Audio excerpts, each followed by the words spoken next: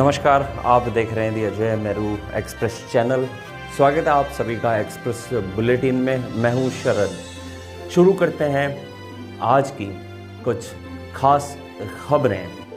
Lockdown 1 और 2 की समयावधि में बेहतरीन और उत्कृष्ट सेवाएं देने वाले पुलिस प्रशासन, चिकित्सा कर्मी जैसे कोरोना योद्धाओं का हौसला बढ़ाने के लिए बूढ़ा पुष्कर ग्रामीण भाजपा मंडल के कार्यकर्ताओं ने आज इन कोरोना वॉरियर्स का पुष्पमाला पहनाकर हार्दिक अभिनंदन व्यक्त किया।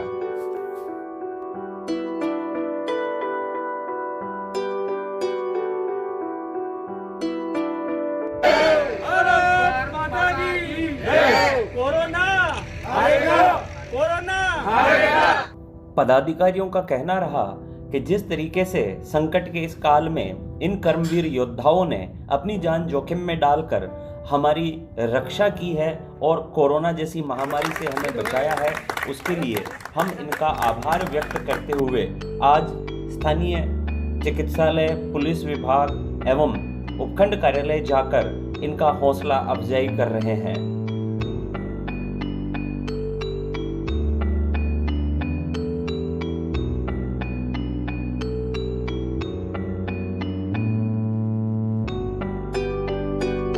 हम लोगों ने बूढ़ा पुष्कर मंडल की ओर से हमारे बीजेपी के कुछ कार्यकर्ताओं ने कल हमने विचार किया, सुबह करना था, कल इतवार का होने से फिर हमने कैंसिल कर दिया।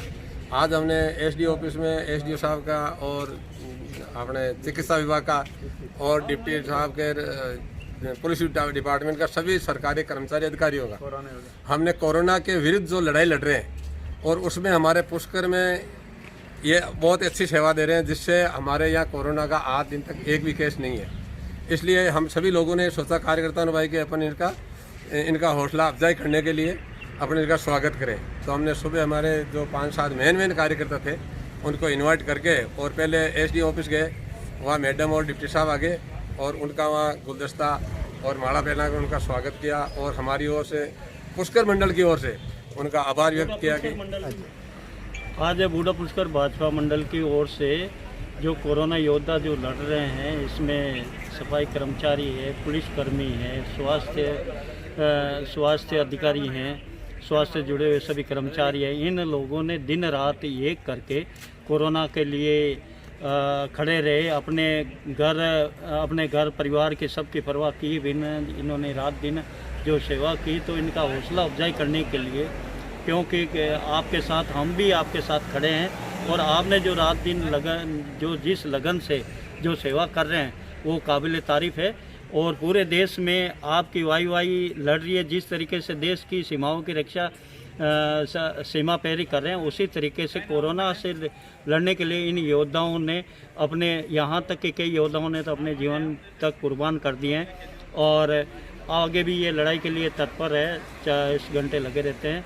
इनके लिए हमने आज इनका स्वागत कार्यक्रम रखा और जिस तरीके से देश का शौर्य या देश का मान बढ़ाने के लिए तीनों सेनाओं के प्रमुखों ने कल जो देश में एक बहुत बड़ा इन योद्धाओं का सम्मान किया, उसी तरीके प्रेरित होकर हमने भी बूढ़ा पुष्कर मंडल की ओर से इन योद्धाओं का सम्मान किया। बीते शनिवार को सामाजिक कार्यकर्ता अरुण पाराशर के मुख्यमंत्री को लिखे पत्र के बाद जिस तत्परता और सजगता के साथ उपखंड अधिकारी ने सरोवर के कुंडों में फंसी मछलियों को मुख्य सरोवर में छुड़वाने की कमान संभाली, वो निसंदेह एक प्रशंसनीय प्रयास रहेगा। इसी सजगता के चलते उपखंड अधिकारी ने नगरपालिका पुष्कर के कर्मचारियों को निर्देशित किया था कि जल्द ही इन सारे कुंडों में से मछलियों को निकालकर मुख्य सरोवर में छोड़ा जाए और साथ ही जल कुंडों की सफाई व्यवस्था को सुनिश्चित किया जाए। इसी के चलते पिछले 3 दिनों से नगरपालिका के कर्मचारी लगातार अपने इस अभियान में जुटे हुए हैं। पूरे शहर में इस बात की चर्चा है कि जिस तत्परता, सजगता और सरोवर के प्रति समर्पण भाव दिखाते हुए उपखंड अधिकारी ने कमान संभाली है, वो निसंदेह एक प्रशंसनीय प्रयास है।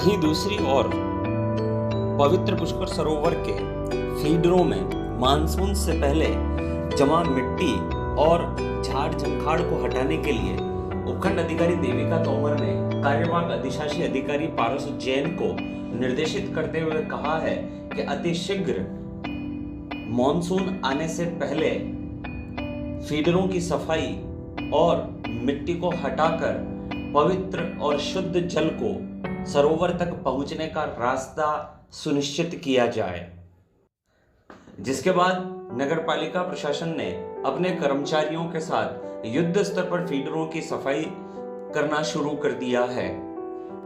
उपखंड अधिकारी देविका तोमर के इस तत्परता भरे प्रयास की पूरे शहरवासियों ने उन्मुक्त मन से प्रशंसा करते हुए उनके उज्जवल भविष्य की शुभकामनाएं दी हैं। पुष्कर सरोवर करोड़ों हिंदुओं की आस्था का केंद्र है, जहां लाखों तीर्थयात्री प्रतिवर्ष आते हैं और उसकी जो दुर्दशा देखी नहीं जाती है। इसी परिप्रेक्ष्य में मैंने माननीय मुख्यमंत्री जी और जिला कलेक्टर साहब को जो पुष्कर सरोवर के लिए फीडर बनाए गए हैं, जिनमें पिछले 10 सालों में अथाह मिट्टी और झाड़ झंकार जमा हो गया है और जगह जगह टूट फूट हो रखी है, उसके लिए मैंने ध्यान आकर्षित करवाया था। इसी परिप्रेक्ष्य में जिला प्रशासन हरकत में आया और माननीय उपखंड अधिकारी जिनकी जितनी भी मैं तारीफ करूं या प्रशंसा करूं, उन्होंने हाथों हाथ इस मामले को गंभीरता से लिया और परसों इसका मौका देखा पुष्कर सरोवर के फीडर्स का सेटलिंग टैंक का, और उन्होंने नगरपालिका को निर्देश दिए कि इस कार्य को आप सोमवार तक प्रारंभ कर दें किसी भी सूरत में। तो आज यहाँ देखने को मिल रहा है कि उनके निर्देश की पालना में नगरपालिका ने और जो नगरपालिका के कार्यवाहक यूँ अधिशासी अधिकारी पारस जैन ने तत्परता दिखाते हुए आज सेटलिंग टैंक जो पुष्कर सरोवर और के पीछे हाई लेवल ब्रिज और पुलिया के बीच में बना हुआ है, जहाँ मिट्टी को ट्रेस किया जाता है, वहाँ आज जेसीबी युद्ध स्तर पर चल रही है और सारे झाड़ झंकार हटाए जा रहे हैं और मिट्टी को लेवल किया जा रहा है। एक जगह इकट्ठा करें उसको बाहर निकालने की कवायद शुरू हो गई है। मैं माननीय उपखंड अधिकारी जी का धन्यवाद देना चाहता हूं कि इस प्रकार के प्रशासनिक अधिकारी जिनकी अपनी कार्यशैली और व्यवहार से तुरंत कार्रवाई अमल में लाई जाती है और पुष्कर जो सरोवर जो आगामी 2 महीने बाद जब बरसात होगी, 1.5 महीने बाद, तो पुष्कर सरोवर में निर्मल शुद्ध जल आए, उसकी हमें पूर्ण विश्वास है कि ये कार्य यदि समय पर पूरा हुआ तो इस बार के मानसून में पुष्कर सरोवर में निर्मल जल आएगा। कोई भी व्यक्ति अनावश्यक रूप से घर से बाहर नहीं निकले। लॉकडाउन 3.0 के पहले दिन पुलिस और प्रशासन ने शहर का दौरा कर लोगों को अनावश्यक बाजारों में न घूमने की हिदायत दी। एक और जहां लॉकडाउन 1 और 2 में नगरवासियों के द्वारा मिले सहयोग पर पुलिस और प्रशासन ने आभार जताते हुए फिर से आग्रह किया है, लॉकडाउन के नियमों का पूरी सख्ती से पालन करें, अनावश्यक बाजारों में न घूमें, आवश्यकता होने पर मास्क लगाकर ही बाजार में आएं। लॉकडाउन 3.0 के पहले दिन पुलिस और प्रशासन के दौरे में इस बात पर जोर रहा कि सुबह 7 से शाम 7 बजे तक आवश्यक कार्य से ही बाजार में आया जा सकता है। शाम 7 बजे से सुबह 7 बजे तक किसी भी व्यक्ति को अनावश्यक बाजार में घूमने की इजाज़त नहीं दी जाएगी और उल्लंघनकर्ताओं के साथ सख्ती से पेश आया जाएगा। दिनांक 4/5/2020 से दिनांक 17/5/2020 तक लॉकडाउन सर्ट लागू किया गया है। इस दौरान धारा 144 जो पूर्व से लगी है प्लस जारी है। कोई भी व्यक्ति सार्वजनिक स्थान में 5 या 5 से व्यक्ति आवागमन नहीं कर सकते। शाम को 7 बजे से प्रातः 7 बजे तक कोई भी व्यक्ति अनावश्यक रूप से घर से बाहर नहीं निकलेगा। सभी दुकानदार ये ध्यान दें, 6 बजे अपनी दुकान बंद करके 7 बजे तक अपने घर चले जाएंगे। 7 बजे बाद में किसी का भी मूवमेंट नहीं होगा। स्टोर खुले रहेंगे। सोशल डिस्टेंसिंग की पूर्ण पालना करें, लॉकडाउन के नियमों की पूर्ण पालना करें। बुजुर्ग, महिलाएं, गर्भवती महिलाएं और 10 साल से कम आयु के बच्चे कोई भी घर से बाहर नहीं निकलेंगे।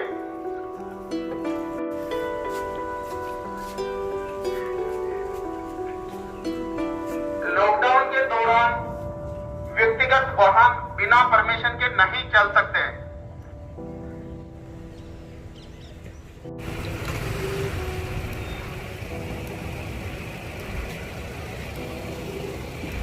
ये ध्यान दें, सारी दुकानें 6 बजे तक बंद हो जाती हैं।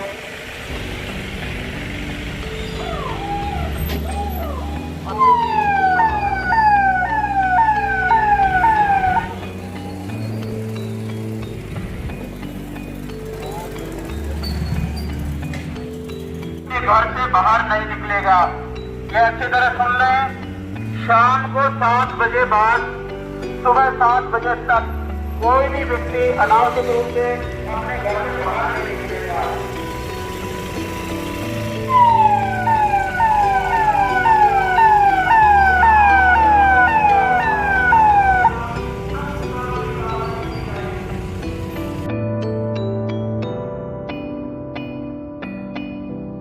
बजे तक किसी का भी मूवमेंट नहीं होगा, कोई भी अपने घर से बाहर नहीं निकलेगा। ये ध्यान दें, सभी दुकानदार ध्यान दें, अपनी दुकानें बंद कर दीजिए। शाम को 7 बजे तक आपको हर हाल में घर पहुंचना है। 7 बजे बाद में कोई भी व्यक्ति